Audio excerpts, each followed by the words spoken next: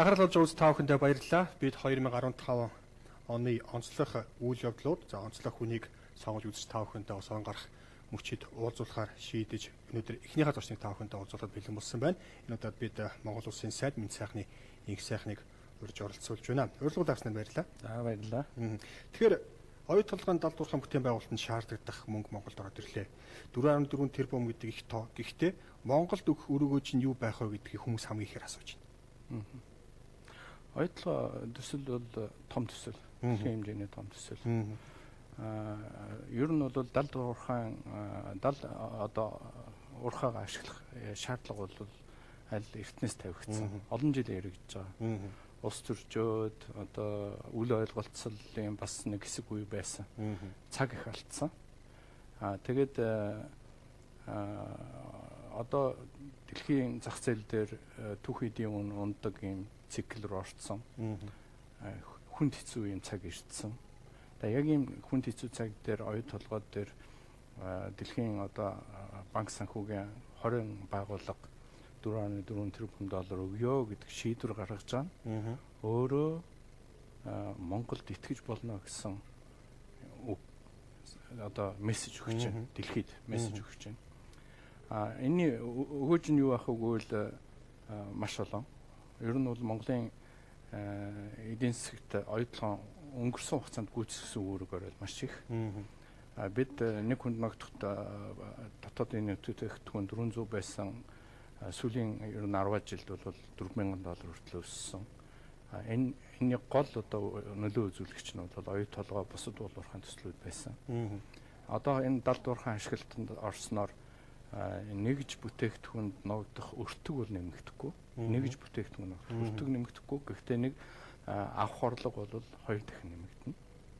Яг тэр хэмжээгээр манай одоо татвараар авах төсвийн орлого гэхэд бол 2 дахин нэмэгдэнэ. Өнөөдөр манай төсвийн бараг 10 орчим хувь цаашлаад одоо бүрэн хүчин чадлаар оюутлогоо далд уурхай ашиглалтанд орох юм бол зөвхөн татвараар авах орлого манай төсвийн бүрдүүлэлтийн бараг 10 гаруй бол дангаар.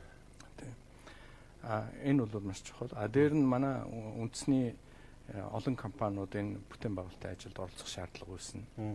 Урд нь бол нэг 350 орчим компаниуд оролцож илээ гэсэн мэдээ байдаг. Тэрнээс тутахгүй хэмжээний компаниуд бас оролцох байх. Энэ утгаараа бол нөгөө эдийн засгийн үржүүлэгч нөлөө асар өндөр. Тийм. Бид бол 5-7 жилийн хугацаанд их том хөрөнгө оруулалтын тухай ярьж байгаа. Дунджаар бол жилд $1 тэрбум хөрөнгө оруулалт энэ төсөлд орж ирэх юм байна гэж харж байгаа. Эннийх нь өөрийнх нь үржүүлэгч нөлөөгөөр үзэх юм бол Монголын эдийн засаг үзүүлэх нөлөө ойрон 3 жил дэхэд бол $4-5 тэрбум нөлөө үзүүлэхээр харагдаж байгаа энэ төсөл. Тэгэхээр ялангуяа одоо Монгол эдийн засаг хямралтай дэлхийн эдийн засаг уналттай байгаа яг энэ цаг үед дээр энэ асуудал шийдэгдэж байгаа нь бол маш чухал асуудал гэж ингэж хэлмээр байна. Тэгээд нэг сайхан үг хэлж байгаа. Ер нь бол энэ төсөл нэг 2-3 хүнээс хамаарат байдаг байсан. Өөрөөр хэлбэл Монголын засгийн газар ирээдүйнтэй Туркс хэлж юм уу цөөхөн улсуудаас хамаарат байдаг. Нэг завин дээр нэг 3-4 хүн суугаад л сайн муугаа дуталцаад нэг завин дээр л яваад байдаг гэсэн. Одоо бол энэ завин дээр 20 гаруй улсууд ороод ирлээ. Тэгэхээр энэ төсөл бол зөвхөн цөөхөн улсуудаас хамаардаг төсөл биш. Дэлхийн том банкудаас, дэлхийн том санхүүгийн байгууллагуудаас хамаардаг банкны төсөл болж хуурж байгаа байхгүй юу? Энэ утгаараа бол Монголд маш том ач холбогдолтой. Тэрнээс гадна бидний том төслөө хяны гэж бас хүсэл их байдаг. Зөв буруу их ярьдаг. Тэр хяналтын функцийг бол банкуд биднээс тутахгүй юм. Ийм их мөнгийг өгчөөд өөрсдөө зүгээр одоо мөнгө орхична гэж байхгүй. Хяналтын функцийг гүйцэтгэнэ гэсэн үг. Тэгэхээр энэ утгаараа бол энэ төсөл бол том олон улсын банкны хэмжээний төсөл боллоо гэж хэлж болохоор. Яг үнэн хэрэг дээр оюут толгой төслийг санхүүжүүлж байгаа 20 том банк санхүүгийн байгууллага одоо хэтрүүлээд хэлчих юм бол бас Монголынх боллоо гэж хэлж болно. За. Яагаад тэр утгаар хэлж байгаа юм гэхээр энэ банкуд нэгэнт оюут толгой гэдэг төслийг санхүүжүүлээд ашигтай ажиллаулаад эндээс мөнгөө гаргаж авч чадж байгаа бол гарцаагүй энэ банкуд Монголын өөр бусад төслийг санхүүжүүлэх сонирхол үүсэж байгаа. Тэр утгаараа энэ өнөөдрийн одоо болж байгаа талдуурхан санхүүжилтийн баримтчиг дээр гар үсгэж сурж байгаа үйл явдал тэр тусмаа Монголд хийж байгаа энэ үйл явдал олон улсын болоод Монголын одоо цаашдын дотоод эдийн засгийн хөгжил маш чухал ач холбогдолтой үйл явдал боллоо гэж хэлмээр байна. Би зүгээр яг санхүүгийн юмнууд талын хүн биш болохоор мэдэхгүй зүгээр харах хүнээр бодоход 4.2 тэрбумыг 14 олон улсын санхүүгийн байгууллаас гэж ярьж ирсэн. Тэгээд 4.4 бол одоо ингүүт нь зүгээр одоо харах хүнээр бодоход манахаас аваач гэсээр нэмэгдчихсэн. Өөрөөр хэлбэл манай төрийн оруулах сонирхолтой олон улсын байгууллагууд олон байна гэж би хараад байгаа юм л да. Дэлхийн байдлыг хүнд байгаа гэж хараад ер нь зис нүүрс бусад одоо түүхэдийн унж байгаа байдлыг хараад харахад бол юу гэж хэлж болох вэ гэхээр банкуд Монголд оюутлогын төсөлд хөрөнгө оруулъя гэж байгаа. Ер нь бол Монголд итгэж болно гэж саналаа өгсөнтэй адилхан. Тэгээд ер нь бол дэлхий Монгол итгэж болно гэж саналаа өгч байна. Энэ өөр асар чухал гэж бодож байна. Нөгөө талаар за одоо ингээд далд утгаараа гэдэг юм уу цаагаараа алсуураа 4-5 тэрбум Монголд орж ирнэ. Иргэд юу үсэд нөхөрөө энэ 4.4-өөс чи миний төрөвчөнд хэдэн төгрөг орох юм болоо яаж нөлөөлөх юм болоо гэдэг илүү сонирхоод байна. Энэ өөр асар том төсөл байхгүй юу? Далд уурхай гэдэг чинь бол газрын гадаргаас 1300 метрийн доор яг хэмжээд үзэх юм бол ер нь далайн төвшнгөөс доор асар том бүтээн байгуулах гэж байгаа байхгүй. Бид нар чи их газрын уулархаг нутгийн ард түмэнд хэрэг далайн төвшнгөөс доор хэмжээнд одоо бүтээн байгуулалтын ажил явагдах гэж байна. Энэ бүтээн байгуулалтын хэмжээ бол юу гэж харагдаж байгаа вэ гэхээр нийтдээ газар доогуур хөнгөл 200 км хөнгөл гэж байна. Нийт ажил гэстэй 96% нь Монгол ажилчтай байна. Тэгэхээр өнөөдөр энэ далд уурхайн бүтээн байгуулалтанд ахиж нэмэгдэж 2500-аас тогтохгүй хүмүүс нэмж ажилд орно. Говийн бүсийн үн цэнийг өсгөж өгнө. Дээр нь бас нэмээд хэлэхэд оюу толгой төсөл өөрийнхөө дотроос бас том төсөлийг өөрөө төрүүлэхэд бараг бэлэн болж байгаа. Тэрний үгээр 5 толгой цахилгаан станц гэсэн том төсөл. Миний бас хариуцаад явж байгаа хийж байгаа ажил. 5 толгой цахилгаан станц оюу толгой төсөл баталгаатай явж байгаа юм байна. Баталгаатай үр ашигтай юм байна гэж байгаа нь харагдаж байгаа нөхцөлд бол 5 толгой цахилгаан станцын барих сонирхол түүнийг санхүүжүүлэх банк санхүүгийн байгууллагууд илнээ болно. Тэгэхээр өөрөөр хэлбэл нэг том төсөл өөрийнхөө дотроос шинэ төслийг бас төрүүлэх юм алхан болох гэж байна. Тэгээд энэний төлөө ажиллах хэрэгтэй л дээ. Маш их уугүй хянуур нэмбай ажиллах хэрэгтэй. Энэ утгаар нь аваад үзэх юм бол манай эдийн засаг хүмүүсийн амьдралд шууд утгаараа нөлөө үзүүлэх төсөл гэж хэлмээр. Гэтэл нөгөө талдаа гар үсэг зурлаа. За монголчуудын ногдлол шавах хугацаа 2037 он болж хойшллоо гэдэг мэдээлүүд цахим ертөнцөөр шууд дагаал гараад ирлээ. Тийм. Яг манайхан бол 34% эзэмшиж байгаа. 34%-ийнхаа ногдлыг хязаа авах уу гэж ус төржиж ирсэн. Тийм. Яг зэсийн үн 1 тонн $10,000 байхад нэг тооцоо гарч ирсэн. Их цаг хугацаанд наан харагдаж ирсэн. Өнөөдөр зэсийн үн 4,500 эх жил өшөөд ашаа унана гэсэн тооцоотой энэ дээр харах юм бол мэдээж авах ногдлоо шиг маань цаашлж байгаа. Энэ бол зүгээр тооцооны л асуудал. Ер нь бол үр ашигтай оюу толгой үр ашигтай ажиллаж ээж бид нар аль болох хурдан ногдлол ашигтай хүрнэ. Тэгэхээр үр ашигтай ажиллах цор ганц зам бол далд уурхайг дайчлах явдал байгаа байхгүй юу? Яг тэгэхээр ил уурхай дээр металлын агуулмж далд уурхайгаас бага. Тэнд адилхан л зардал гарч байгаа. Гэхдээ авч байгаа металл баяжмал нь бол бага. Далд уурхайд бол адилхан л зардал гарна. Гэхдээ металлын агуулмж нь өндөр учраас тэндээс авах ашиг өндөр болж байна. Тийм учраас хэрвээ үнэхээр ногдол ашгийг улс төржүүлэхгүй түргэн авъя гэж сонирхож байгаа бол далд уурхайн бүтээн байгуулалт руу түргэн орох асуудал байхгүй юу? Харамсалтай нь бид нар харин улс төржиж, буруу ойлгож явснаас бас нэлээх цаг алдсан шүү гэдгийг хэлмээр байна. Тэгээд гар үсэг зарсны дараа ерхий сайд хийсэн үгэндээ за энэ бол одоо ингээд эдийн засгаас суурилсан бизнесийн байгууллага боллоо. Улс төр одоо эндээс хол байх хэрэгтэй, оролцох шаардлагагүй гэдэг авалт зүйлийг хийсэн. Энэ боломжтой юу? Ер нь бол яг том төсөл эхлэхдээ нийгмийн эдийн засгийн ач холбогдол асар өндөр байсан учраас хүн бүрийн одоо анхаарал хандуулж исэн учраас улс төржилт их өндөр байсан. Одоо эрхвш ойлгож байгаа бах. Төсөл ажиллаа, ан чин үдийн засгт маш их том ачаал бүгдэлтэй байдгийм бай. Одоо далд уурхаа дайчлагдлаа, үр ашиг нь нэмэгдээд зарлага нь нэгж бүтээтгүүн зарлага нь нэмэгдэхгүй нэ орлого нь нэмэгдлээ бид нар ташигтай байна. Илүү улс төржилтөөс илүү их бизнес чиглэл рүү явж байгаа нь үнэн. Тийм. Тэр утгаараа бол том төсөлийг аль болох улс төржүүлэхгүй байх нь нөгөө би түрүү хэлсэн нэг завин дээр 3-4 хүн суугаад явж исэн бол өнөөдөр дэлхийн том 20 банк санхүүгийн байгууллагатайгаа бүгдээрээ хамт нэг завин дээр гарсан илүү их хурдан сэлж хурдан явах болцоо үүсэж байгаа гэж ингэж бодож байна. Таны хэлдэг санаа их гоё юм аа. Нөгөө хүн оруулсан банкуд маань өөрсдөө хяналтаа тавина.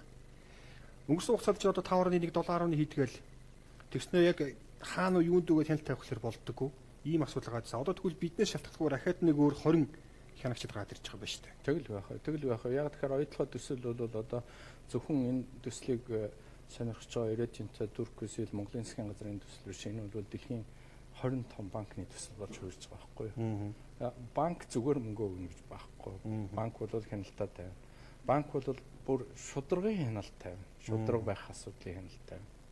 Тэгэд дилс бол мөнгө төсөлд өгөөд алдаад байх тийм асуудал байхгүй. Бид нар урд нь бол яг хяналт тавихгүй буруу зөв ярьж исэн юмнууд бий. Буруу зөв дотор бас зөв юмнууд байсан баг. Тэгэхээр бидний тэр ярьж исэн юмас илүү хяналтыг бол дэлхийн том банкуд хийж чадна гэж бодож байна. Нөгөө талд 66% эзэмшигч тал зэсийн үн дээрх үүдийг хараад байгаа шүү лээ. Яг олборлолт явуулж эхлэх одоо 2021-20 оны үед зэсийн үн маань буцаад өсчихнө гэж идэх талаас нараад байгаа шүү лээ. Тийм прогноз. Гэхдээ яг альва түүхэдийн үнийн прогноз хийхэд хэцүү. Тийм. Нэг юм давуу тал байгаа оюутлогоо төсөл. Нэгдүгээр оюутлогоо төсөл нөгөө металлын агуулмж өндөртэй далд уурхайн ашиглалт руугаа орохоор бид түрүүлсэн нэгж бүтээгдэхүүнд ногддог зардал бол ерөөсөө өсөхгүйгээр орлогоо 2 дахин нэмэгдүүлж чадчих байгаа байхгүй. Тэр нь өрсөлдөх чадвар гэсэн үг. Тэгэхээр дэлхийн бусад зэсийн одоо уурхаануудтай харьцах юм бол өрсөлдөх чадвараараа дэлхийн зах зээл дээр үн ямарч байсан энэ өрсөлдөх чадвар нь энэ оюутлогоо төслийг амьдруулах чадвартай. Дээр нь энэ оюутлогоо төслийн одоо цаашдаа бусад газар дээр байгаа биетүүдийг ашиглана гэж тооцох юм бол 100 жилийн настай төсөл. Дэлхийд дээр зэсийн ийм урт настай төсөл хамж байхгүй. Тэгэхээр энэ утгаараа бол өрсөлдөх чадвартай зэсийн үн ямар байхаас үл хамааран өрсөлдөх чадвартай, ашигтай байх чадвартай. Тэр хэмжээгээр хөрөнгө оруулагчдад тэр хэмжээгээр Монголын ард түмэн Монголын засгийн газарт ашигтай байх болно. Гэх мэтлэн байлаар оюутлогын хөдөлгөөнд ороод ирэхээр таны хувьд бол мега төслүүдийг харьцаж байгаа сайд. Дараагийн мега төслүүд одоо хөдлөх боломж нээгдлээ гэж шууд залгаад ярьж эхэлж байна хүмүүс. Дараагийнх нь юу байх вэ гэхээр нөгөө бодоолгцсон 5 толгой байх хувьд бий юу гэдэг асуудлыг бас яриад. Нүүрсний төслийн хувьд тий 5 толгой дээр 5 толгой дээр цикла станцын төсөл гэж ярьж байгаа шүү. Тэгэхээр цикла станцын төсөл бол бүтгэх магадлал бол маш өндөр болж ирж байгаа. Тэгэхээр оюутлогоо төсөл өөрөө явж байна. Цэглэгээ хэрэглэх нь гарцаагүй. Тийм учраас тэгээ баримтчгууд нь сайн боловсрогдсон. Үндсэндээ нэг Японы Солонгосын хөрөнгө оруулагчид үлдсэн. Тэд нэртэйгээ шууд хэлцээр хийх одоо нөхцөл байдал үүсэж байна. Тийм учраас энэ төсөл бол явчих байх цикла станцын төсөл. Нүүрсний төслийн хувьд бол бид нар жоохон момент алдсан байж магадгүй. Дэндүү их том төсөл дээр дэндүү их ус төрж цаг хугацаа алдсан. Тэр нь дэлхийн зах зээл дээр нүүрсний үн унаад сонирхогч хөрөнгө оруулагч бол үндсэндээ байхгүй болсон юм байдалтай байгаа. Манайд чинь бол уулын төсөл явахын тулд чинь том бүтээн төмөр зам хийхгүйгээр нүүрсний төслийг ярихын аргагүй байсан. Төмөр замаа бид нар 8 жил яриад тэгээ одоо бас бодлонтой болчихсон сууж шүү дээ. Мөнгө зөв зарсан уу, хин идэж уусан гэдэг одоо тийм бодлонд ийм хүндрэл бодлонд дунд байгаа төслийг гаднаас хөрөнгө оруулах сонирхоод орж ирэх шийднэг үл тийм амархан биш. Тийм учраас би моментум алдсан, цаг алдсан харамсалтай үйл явдал болж байгаа. Гэхдээ энэ нэг дараачийн үеийнх нь өмнө болж исэн үйл явдлуудаас сургамж аваад дараа үеийнх нь хийх байхаа гэж бодсон. Одоо тад үйл явдал болоод өнгөрсөний дараа за нөгөө Сүми Томо, Шинхua, MLC дээр уулзаад ер нь юу ярьж байна? Жохон толгоос хэсэгсэн тал байна уу? Гайгүй юу? Үгүй нэгдүгürt тэд нартай хилцээрийг үр дүнд хүргээд бэлэн болгоцсон төслийг улсын их хурлд оруулаад тэгээд тэд маань хилцэж чадаагүй өнгөрцөн. Тийм учраас ажлын хэсгийг ахалж исэн хүний хувьд бол гадны хөрөнгө оруулагчтайгаа уулзах бараг нүргүй болсон гэж хэлмээр байна. Тийм л таа. Сүүлдээ чинь Монгол улсын сайдын 5-7 тавьж туух гэжсэн хүн улсын хурлын гишүүн Эрдэнэчмэн бол тэр аварсан хүний 2-4-ээр гараад ирсэн шүү дээ. Үгүй улс төржилт байгаа. Улс төржиж байгаа. Асуудлын гол нь юу байх вэ гэхээр Монголыг хямрал унгаачихгүй юмсан хямрал ирж явж гин шүү гэдгийг бол олон жилийн өмнө бол харчиж болж лээсэн асуудал байхгүй юу. Тийм учраас 5-7 гэдэг нүрсний том төслийг хөдөлгөөнд оруулж ээж Монгол хямралыг амжилтад авах юм байна. Хямрал үзэхгүй явчих юм байна гэж уудан бодсон юм. Харамсалтай чадаагүй учраас бид нар энэ зовлон хямралаар бас амсаж мэдрэх хэрэгтэй болчиход байна. Тийм. Тэгтээ хин нэг буруутгаад яах вэ? Хямрал бас эрүүлжүүлэх үзэгдэл болох байх гэж ингэ дотроо бодож байна. Тэр оюутлагын араас залгаад явчих төсөл бол 5-7 бол байх боломж. Нүрсний ордын хувьд бол одоо ойрын үед бол харагдахгүй. Тийм. Ер нь бол бидэнд болцоо бийгүй би.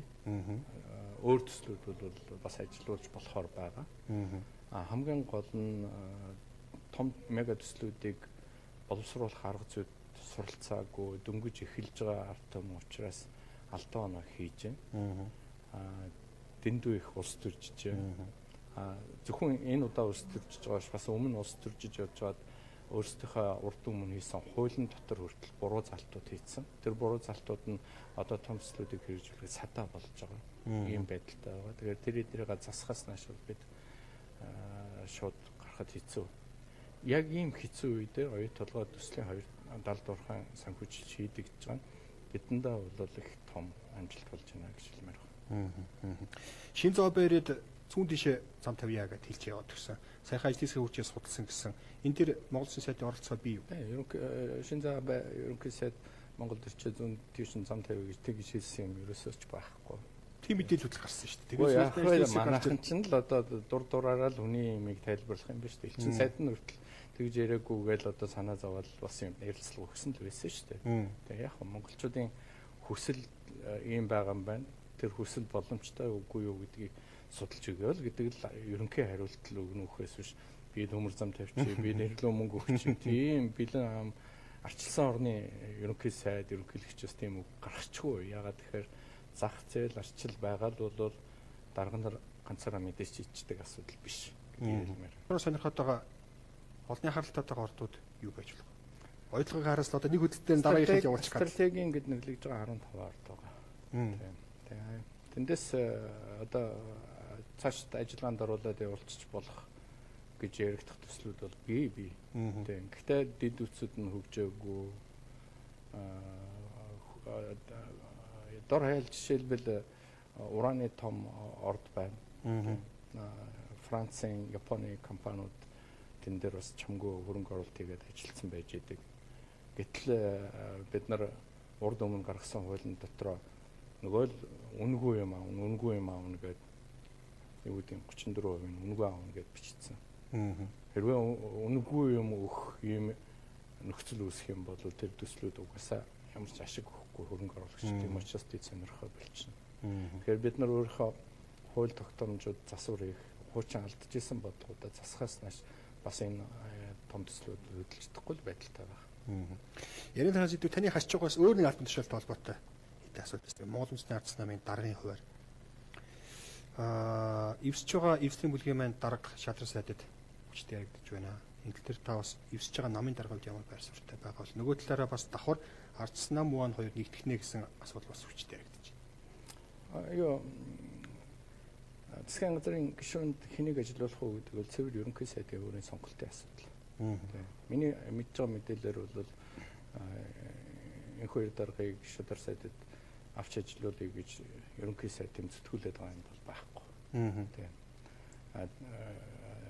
Тийм учраас зүгээр манайхан энэ асуудлыг тойрдын дүүх зүгээр улс төржиж байгаа. За нөгөө талаас тэр ч нам, энэ ч нам, тийм ч намтай, ийм ч намтай очиод нийлчих нэ гэж бас их манайх улс төржиж байгаа. Тэр бол хэдэн намын дарга нарын хоорондын ярьж тохироод хийдэг асуудал биш. Дүрм нь юу вэ? Нам нь ямар дүрмтэй вэ? Энэ төрөйгээ тарах юм бол нарийн дээр бол том намуудад өөр шинэ намууд очиж нэгдэх ямар ч болцоо байхгүй. Тийм дүрмүүдтэй байгаа. Тийм учраас том намууд бусдыг өөр дээрээ нэгтгэхэд явъя гэж бодож байгаа бол дүрмөө өөрчлөх шаардлагатай. Түүнээс хойш хэн нэгэн дарга нар хоорондоо ярьснаар асуудал шийдэгдэх ийм юм байхгүй. Тийм учраас бас зүгээр хоосон улс төржилт явагдаж байна л гэж хэлмээр байна. Тэрнээс бас гэтээ нэгдэхгүй гэсэн үг бас биш үү? Тэр асуудал нээлттэй. Тэр нээлттэй байна гэдэг нь хэдэн дарга нарын хоорондоо ярих асуудал биш. Бүр намын өөрийнх нь дүрм журам дотоод өөрчлөлттэй холбоотой тавигдах асуудал гэж хэлмээр. Шинэ одоо Монгол Ардын Улсалт Монгол Ардын намын удирдлагууд зөвлөлүүд хийдүүдтэй уулзсан гэдэг нь ил тооцаарсан. Ардс намын удирдлагуудтай таны зүгээс гэдэг юм уулзаад нэрээ юу яриад ингээд сан солилцсон зүйлүүд бол мэдээж байгаа юм байхгүй. Уулзаагүй. Тэр хэвлийнх бид нийлүүлэх гээд яваад байгаа эсвэл яг мерсер санаарчлаг гарах хүмүүс болдсон шүү дээ. Олон улс төрчдөл байгаа юм чинь тий. Тэгэхээр албан ёсны улс төр болохын тулд арай жоохон том арга хэрэгтэй л гэж хэлмээр. За хоёулаа үзэгчдээ бид ярилцлага өндөрлүүлье. Онцлог 15 зочдын нэгээр бид Монгол Улсын сайд Монгол Үндэсний Ардс намын дарга Мэд сайхан Эд сайхан Инг сайхны үрж оролцож та бүхэндээ бас зочныхоо байр суурийг хүргэлээ. Урилгын тавьсан баярлалаа. За баярлалаа.